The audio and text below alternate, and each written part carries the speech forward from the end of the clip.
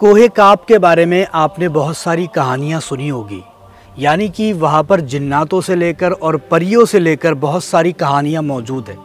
کوئی کہتا ہے کہ ایک راجہ ہوا کرتا تھا جس کی بیٹی کو ایک جنات نے قید کر کے لے گیا اور وہ کوہ کاف کی پہاڑی پر جا کر کے اس کو قید کر دیا۔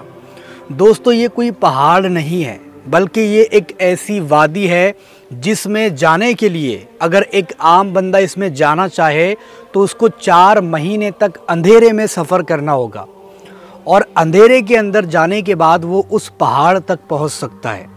اللہ تبارک و تعالیٰ نے اس پہاڑ کو زمین کے ارد گرد بنایا ہے۔ جو ہم رہتے ہیں، جہاں پر ہم رہتے ہیں، جو ہماری ارض ہے، اس کے ارد گرد اس پہاڑ کو بنایا گیا ہے، اور یہ پہاڑ زمین کو تھامنے کے لیے بنایا گیا ہے، اور یہاں پر جنات اور پری رہتے ہیں، یعنی کہ ایسی مخلوقات رہتی ہے۔ لوگوں کا یہ ماننا ہے کہ یہاں پر ایسی مخلوقات موجود ہے، یعنی کہ جنات اور پری، لیکن حضور پاک صلی اللہ تعالیٰ علیہ وسلم اس کے بارے میں کچھ اور فرماتے ہیں۔ اس کے بارے میں بہت ساری کتابوں کے اندر بھی آتا ہے کہ یہ پہاڑ ایسی ایک وادی ہے جس میں جانے کے لیے ایک عام انسان کو 4 مہینے تک اندھیرے میں سفر کرنا ہوگا، تب جا کر کے وہ وہاں پر پہنچ سکتا ہے۔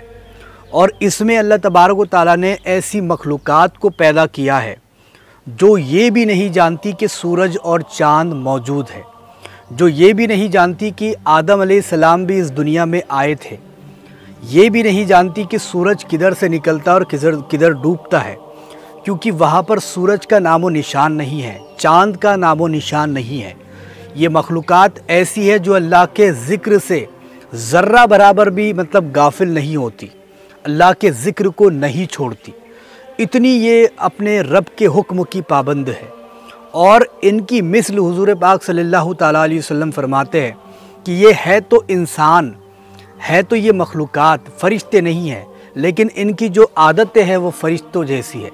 یہ اللہ کی عبادت میں ذرہ برابر بھی کجی نہیں کرتے، ذرہ برابر بھی اللہ سے نافرمانی نہیں کرتے، اور یہ ایسی مخلوقات ہیں جن کا بچہ پیدا ہوتے ہی اڑنا شروع کر دیتا ہے، یعنی کہ اڑنے لگتی ہے۔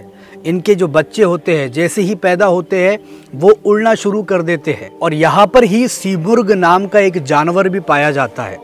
یہ وہ جانور ہے جو آگ کے اندر ہی پیدا ہوتا ہے اور آگ کے اندر ہی رہتا ہے، آگ کے اندر ہی بچے پیدا کرتا ہے، اور آگ کے اندر ہی اس کی موت ہو جاتی ہے۔ اور اللہ تبارک و تعالیٰ نے کیسی کیسی مخلوقات کو بنایا ہے جس کے بارے میں ایک عام بندہ اگر اپنے دماغ کے اوپر زور دے اور سوچے اللہ تبارک و تعالیٰ کی ذات کو کہ اللہ تعالیٰ نے کیا کیا چیزیں بنا دی ہے اس کائنات کے اندر، اس دنیا کے اندر، کہ جو انسانوں کی آنکھوں سے اوجھل ہے۔ اور کہتے ہیں کہ ذوالقرنین، جو حضرت ذوالقرنین علیہ السلام تھے، جن کے بارے میں آپ نے یاجوج اور ماجوج کا قصہ آپ کو بہت ہی زیادہ مشہور ہے، آپ جانتے ہوگے۔ ذوالقرنین علیہ السلام بھی یہاں پر گئے تھے، اور وہ وہاں پر آب حیات پینے کے لیے گئے تھے۔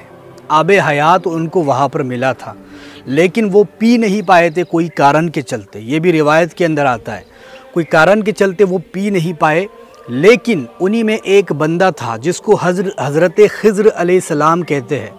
انہوں نے آب حیات کا پانی پیا تھا، تو وہ آج بھی اس دنیا میں زندہ ہے، اور ہر سال وہ حج کا طواف کرنے کے لیے بھی آتے ہیں، اور لوگوں سے ان کی کئی ساری ملاقات کے چرچے بھی اس دنیا میں مشہور ہے کہ وہ ملتے بھی ہیں لوگوں سے۔ تو یہ کتنی بڑی بات ہے کہ اللہ تعالیٰ نے ایسی مخلوقات کو بنایا ہے جو یہ تک نہیں جانتی کہ آدم علیہ السلام بھی اس دنیا میں آئے ہیں، یا پھر یہ بھی نہیں جانتی کہ چاند اور سورج بھی اس دنیا میں موجود ہے، کیونکہ وہاں پر اندھیرا ہی اندھیرا ہے۔ اور اگر کوئی ایک انسان وہاں تک جانا چاہے، پہنچنا چاہے، تو اس کو 4 مہینے تک اندھیرے میں سفر کرنا ہوگا۔ ویسے تو اس پہاڑ کو لے کر کے بہت ساری کہانیاں موجود ہیں، جیسے ایک جن کی، پریوں کی، بادشاہ کی، رانی کی، اور پھر ایک وہ بزرگ کی جس نے ایک راجہ کو تعویذ دیا تھا اور کہا تھا کہ وہاں جا کر کے اس کو مار دینا اس تعویذ کے ذریعے۔ جو بھی ہوا تھا یہ تو ایک کہانی ہے، لیکن حقیقت کچھ اور ہے۔ یہ وہ مخلوقات ہے جن کو اللہ تعالیٰ نے ایسی نعمتوں سے نوازا ہے، ایسی شکتیوں سے نوازا ہے، جس کے بارے میں ہم یہاں پر بیٹھے بیٹھے سوچ بھی نہیں سکتے۔ وہاں کی جو پرندے ہیں وہ بھی آگ کے اندر پیدا ہوتے ہیں اور آگ میں رہتے ہیں، آگ میں ہی مر جاتے ہیں۔ وہاں کے جو بچے ہیں جیسے ہی پیدا ہوتے ہیں اڑنا شروع کر دیتے ہیں۔ کتنی بڑی بات ہے یہ۔ کہتے ہیں کہ ان کو کھانے پینے کی ضرورت نہیں ہے، بلکہ ان کا کھانا بھی ہوا ہے، ان کا پانی بھی ہوا ہے، ان کا سانس لینا بھی ہوا ہے۔ وہ ہوا پر مخلوق جی رہی ہے، اور یہ وادی زمین سے ایسی چپکی ہوئی ہے جس طریقے سے ایک انگلی کے اندر نگینہ ہوتا ہے، ایک انگوٹھی میں نگینہ ہوتا ہے۔